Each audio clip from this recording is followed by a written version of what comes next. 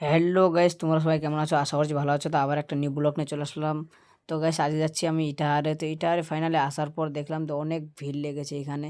তো আমি আজকে যেই কাজটা যাচ্ছি, তো আমার স্বপ্ন পূরণের কাজ না, এটা আমার একটা বন্ধুর স্বপ্ন পূরণের কাজ। তো তোমরা ওখানে গেলে দেখতে পারবা গাইস কী জন্য যাচ্ছি, কী কারণে যাচ্ছি। তো আমি পুরো ভিডিওটাই ওখান থেকে নিব, শুরু থেকে আগাল পর্যন্ত।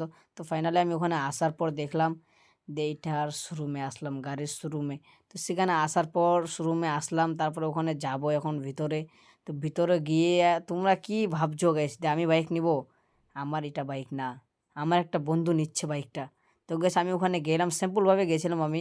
তো ওখানে যাওয়ার পর ভাবলাম যে কোন বাইকটা নিব। তো ও বলছিল যে কোন বাইকটা নিব বল তুই। আমি বলছি আমি কি বলবো তুই বল। তো আমি ওখানে বসে বসে ভাবছিলাম যে কোন বাইকটা নিব আমার জন্য। আমার বন্ধু তো আজকে নেবে না, আমার জন্য না।